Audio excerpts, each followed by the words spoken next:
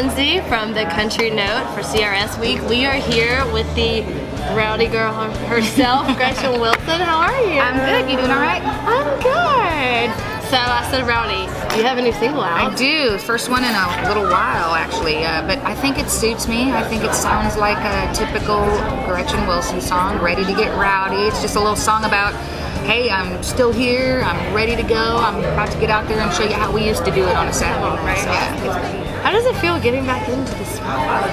Well, my feet hurt a little more. I'm a few years older, so I don't know. Actually, it feels good. It feels like exactly what I'm supposed to be doing. I prayed about a lot of things whenever I did take my break, and I feel like I got the answers that I needed, and then I've continued to pray, and now I feel like the answers I'm getting is it's time to go back to work. You know, my first job that I was given was being a mom to my daughter, and so I had to take that the most important, you know, and so she was about 13 and a half, 14 when I decided, hey, I think she really needs me at home for a couple of years, and so I just feel really fortunate that I was able to do that, and it's been great being Grace's mom, but it's time to go back. It's time to get back out there and go to work. I heard through the grapevine that your daughter has a killer voice. She's amazing. Like, she is so. Does she want to do music? She does. She's a musical theater kid, so it's very different than what we do. You know, it's a lot more of the New York Broadway type stuff. But she's such a great singer. She's so talented. You know, it's not that she doesn't like country music and pop music and all that stuff. It's just that she's got a real love.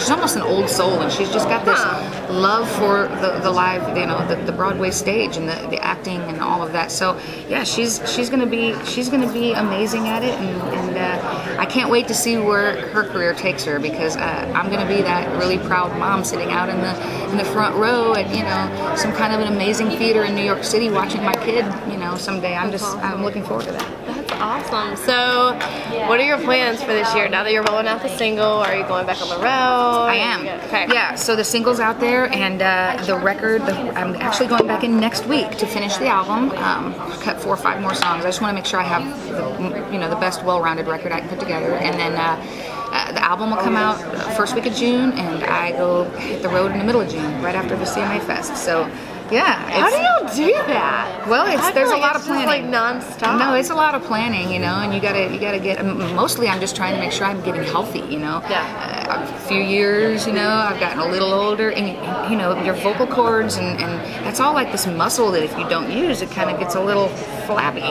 So like I'm working out, and I'm breathing deeply. I'm trying to get those swimmer's lungs back, you know, because all of us vocalists have these just ridiculously large lungs. That's how we do that. So I'm just trying to get back in shape. I'm trying to make sure I'm healthy enough to go do it, because 90 minutes in 110 degrees is like not easy, especially when all your songs are in nosebleed keys like mine.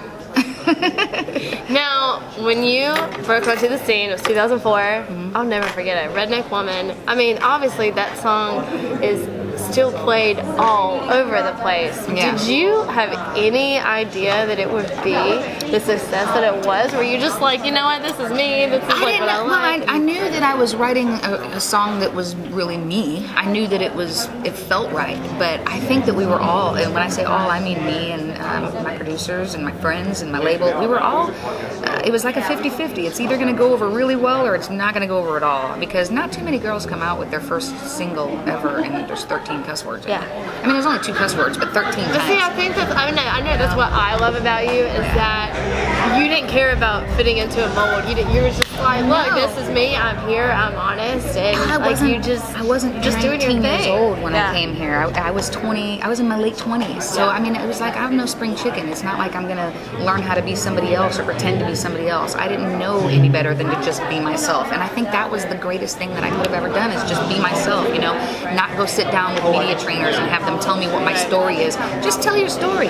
Everybody has things in their past that they're not proud of. You know, if you don't make mistakes and if you don't have some little bits of regrets here and there in life, you don't have a story. You don't have anything to say. You know, you have to make mistakes in order to learn from them. So I've always just looked at it like, you know what, I'm no different than than everybody else, and nobody's got a clean record. Nobody. Yeah. You know, so I'm not afraid of my past, and I'm not afraid of just being who I am. It's great. It feels good. You never have to worry about what story you told yesterday when the story you told yesterday was the truth. Yeah.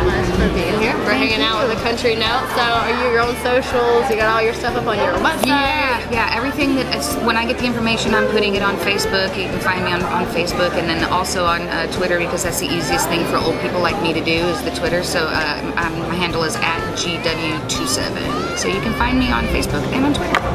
Yay! Thank you so much for the time. Thank you. Absolutely. It was a pleasure.